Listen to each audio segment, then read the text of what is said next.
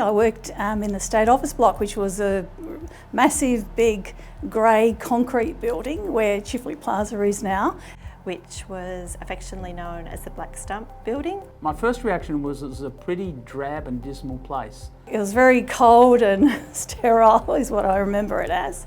I actually had to clock in when I started work. There was a wall-mounted device where when we worked we had a small disc, so you had to push that in when you arrived, when you went out for lunch, when you came back in and when you left.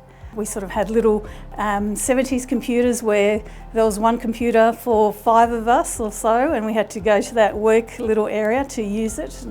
Emails had started to come in, but we definitely didn't have individual email accounts, and we wouldn't have known what Google was or what a web browser was. We had manual typewriters, we had electric typewriters. There was a mail room, and you'd put stuff in your out tray, and someone would come by 4 times a day and empty your out tray and put more stuff in your in tray.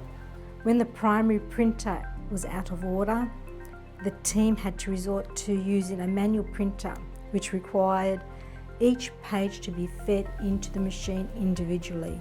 We'd spend our days walking backwards and forwards to the printer and then figuring out we made a typo and then going back and fixing it. Each chart had to be cut out to size and manually inserted into the appropriate section of the budget paper using a product called Magic Tape. We had a library and a full-time librarian, so we used to look at books and read books in those days. Fax machines with phones, floppy disk, USBs. Now the information's all emailed. Working in Treasury back then was pretty good, although now it is stratospheric. It was a different world.